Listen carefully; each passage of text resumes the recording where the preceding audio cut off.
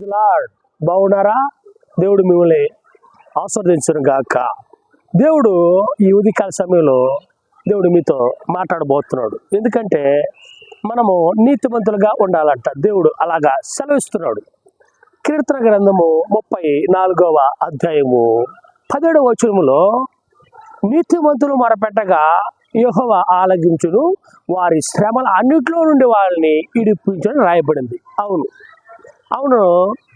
అన్నదమ్ములారా, అక్క చెల్లెలారా, తల్లులారా, తండ్రులారా, ఒక మాట అంటున్నా, మనము దేవునికి నీతిగా మనం జీవించాలి.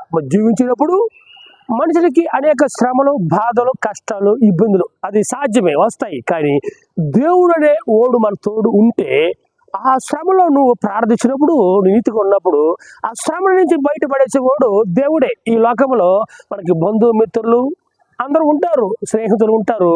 కానీ ఎవడు ఆ స్థితి నుంచి ఇడిపిలంటే వల్ల కాదు. ఒక సమస్య వచ్చిందనుకో మనము చాలా లోతుగా ఆలోచించి చాలా డిఫరెన్స్గా వెళ్తాం. కానీ దేవుడు అనే వాడు ఉంటే అంత లోతుగా ఆలోచించుకుంటా నిన్ను ఆ స్థితి నుంచి బయట పట్టగలడు. నీవు ఇంకా ఆశ్వాదకరంగా మారుతావు. అప్పుడు దేవుడు నీ అంటుంటాడు కాబట్టి నీకు బాధలో ఉన్నా దేవుడు వాటి నుంచి విడిపిస్తాడు. నువ్వు హ్యాపీగా దేవునిచ్చే సమాధానము, దేవునిచ్చే ప్రేమ, దేవునిచ్చే నెమ్మది నువ్వు పొందుకోగలవు. ఆమేన్, హల్లెలూయా.